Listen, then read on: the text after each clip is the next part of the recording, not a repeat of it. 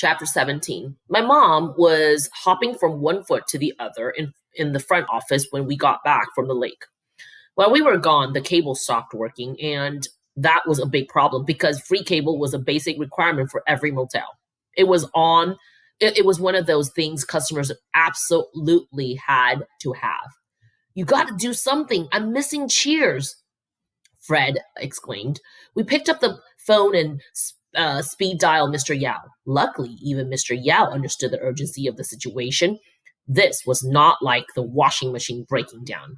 People could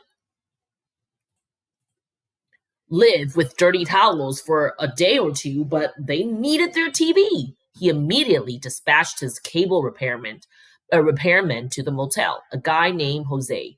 Jose arrived at the motel half an hour later with a pickup truck full of tools and his daughter in tow.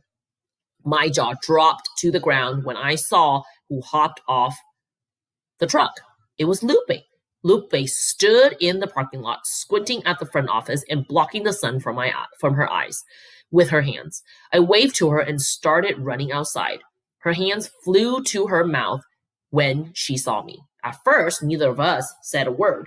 We just stood awkwardly at the front desk as my parents cleaned and her dad fixed the cable up on the roof. I kept looking over at her, hoping she'd say something. Finally, when I couldn't stand it anymore, I cleared my throat. I have to tell you something, I said. What? She asked. I don't really have a golden retriever, I admitted. I have to tell you something too, she said nervously. What? I asked. Me neither, she said. I smiled. It turned out just as I had been making everything up at school, so had Lupe. She didn't have a big house or 3 dogs, and although she did have a trampoline, it was one of those tiny ones, and there was no way you could do a flip on it. I don't know why I said all those things, she said. It just came out.